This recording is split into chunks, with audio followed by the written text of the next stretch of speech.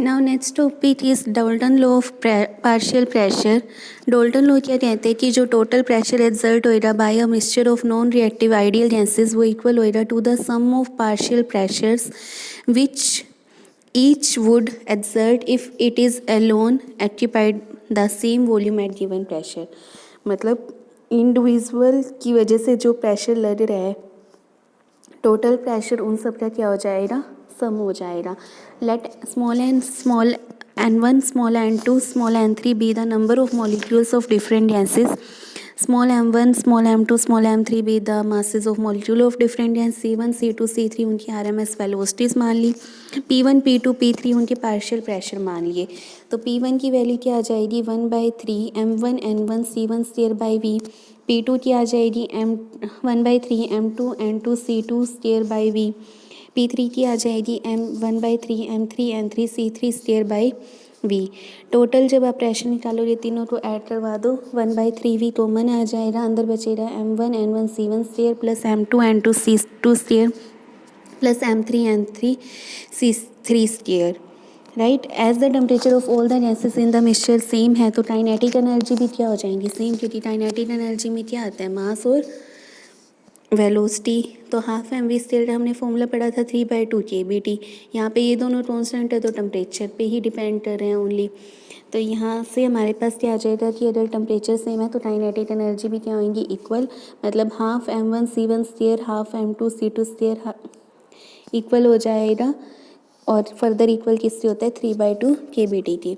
तो यहाँ से आ गया m1 c1 square m2 c2 square m3 c3 square is equal to mc square is equal to 3 kBT। Right, half half half cancel कर दिया, यहाँ पर ये हाफ सारे कैंसिल कर दिए तो हमारे पास सिर्फ 3 kBT बचेगा। अब इसको हमने फर्स्ट इक्वेशन में पुट करना है तो p1 plus p2 plus p3 is equal to आ जाएगा 1/3v n1 plus n2 plus n3 and so on mc square. If n1 plus n2 plus n3 up to n be the total number of molecules in the mixture.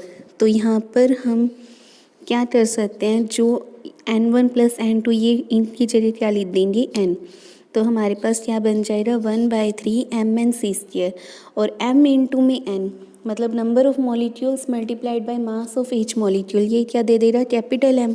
तो ये बन गया 1/3 m/v c square. ये किससे equal था pressure के, kinetic theory से जो हमने प्रेशर निकाला था ये उससे इक्वल आ गया। तो पार्शियल प्रेशर का सम टोटल प्रेशर के इक्वल आ गया, यही क्या है Dalton law of partial pressure. Next है Maxwell distribution law, most probable speed mean speed and RMS speed of the gas molecule. Maxwell थे जो हमारे पास फर्स्ट थे जिन्होंने मॉलिक्यूलर स्पीड डिस्ट्रीब्यूशन को स्टडी किया था, giving the number of molecules having speed between v and v plus dv।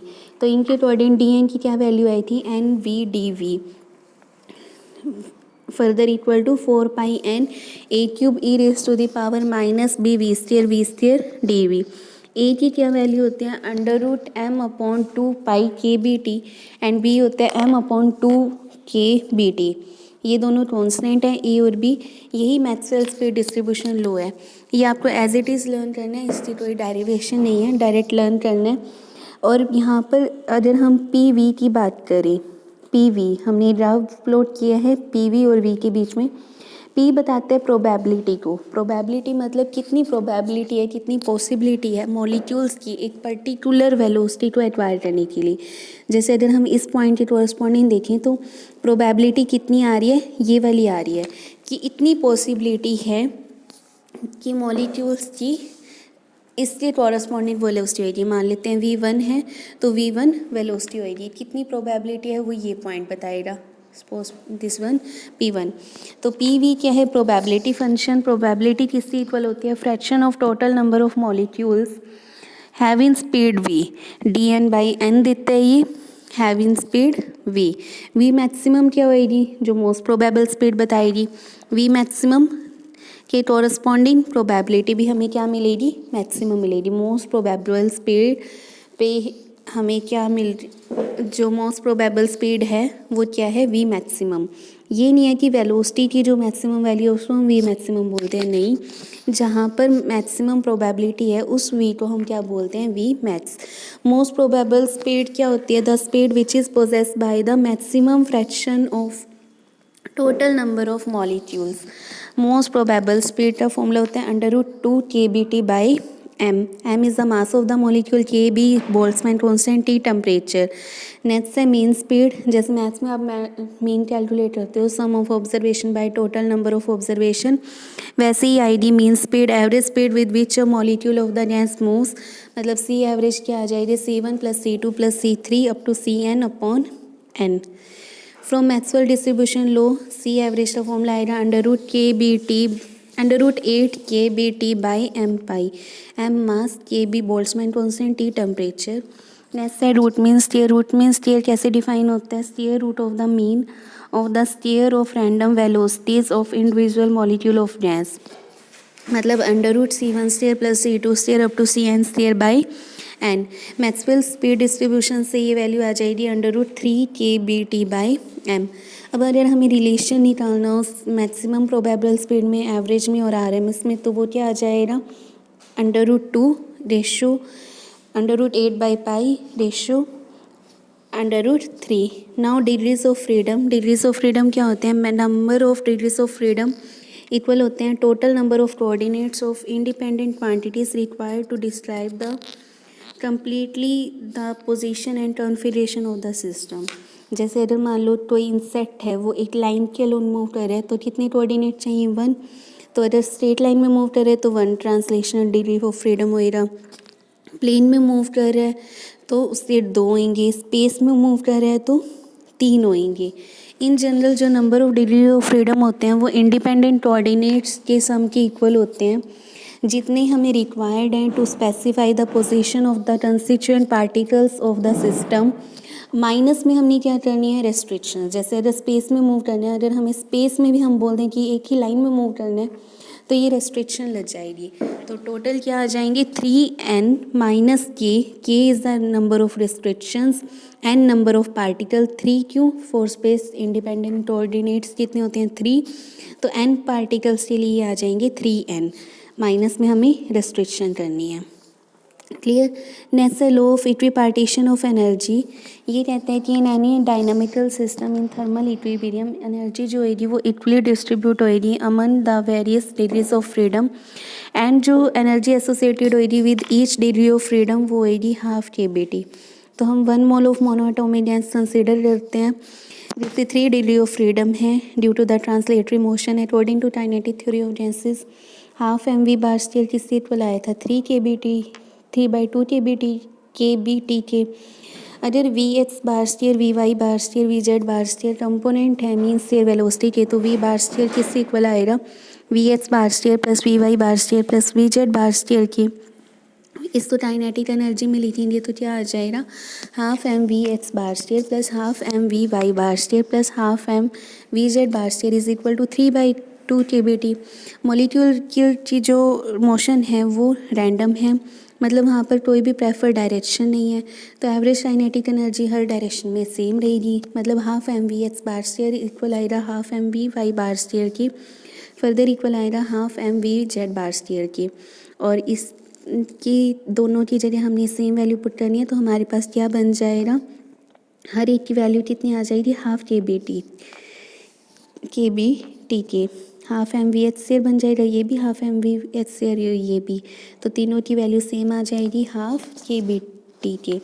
Hence average kinetic energy पर डिग्री ऑफ फ्रीडम कितनी आ रही है, ½ kBt, और इसी को हम क्या बोलते हैं, law of equipartition of energy.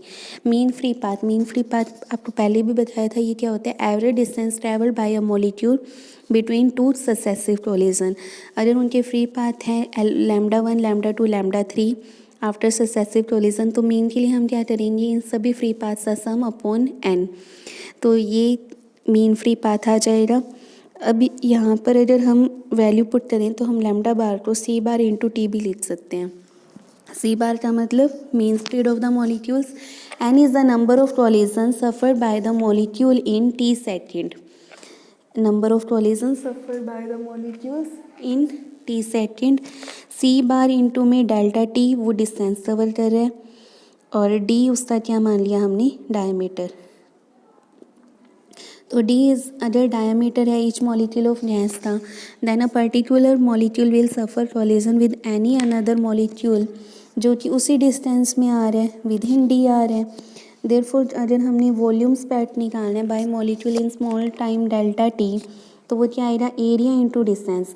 Area का formula pi d square, distance c bar delta t. अगर एन नंबर ऑफ मॉलिक्यूल्स हैं पर यूनिट वॉल्यूम, तो नंबर ऑफ कोलिजन्स क्या आ जाएंगे, pi d square c bar delta t into N.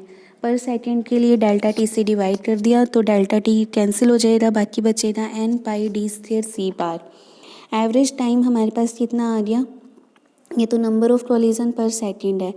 Average time between collisions मतलब इतने collisions हो रहे हैं एक सेकेंड में, तो एक कोलिजन कितने में होएगा, मतलब दो कोलिजन के बीच का मतलब एक कोलिजन कितने टाइम होएगा, 100 में ले जाओ तो ये आ जाएगा 1/n पाई डी स्क्वायर सी बार, राइट। मीन फ्री पाथ क्या आएगा, average distance between two successive collision, तो लैम्डा आ जाएगा मीन वेलोसिटी इनटू टाउ। तो इस क्वांटिटी को अगर हम सी बार से मल्टीप्लाई कर दें तो हमारे पास आ जाएगा मीन फ्री पाथ। ये आ रहा है 1/n pi d square. But अगर हम एग्जैक्ट ट्रीटमेंट करना चाहते हैं हर मॉलिक्यूल को मोशन में कंसिडर करते हुए, तो हमें उसकी RMS वैल्यू निकालनी पड़ेगी। तो 1/√2 से मल्टीप्लाई कर देंगे तो ये बन जाएगा 1/√2 n पाई डी स्क्वायर। और इसको हम ऐसे भी लिख सकते हैं KBT बाय में √2 पाई डी स्क्वायर P। तो यहाँ से हमारे पास क्या आ जाए, जो लैम्डा बार है वो नंबर डेंसिटी के इन्वर्सली है, P प्रेशर की इन्वर्सली है, टेम्परेचर के डायरेक्टली है, और डी स्क्वायर मतलब एरिया में जैसे पाई आर स्क्वायर होता है मतलब एरिया के भी इन्वर्सली है। क्लियर।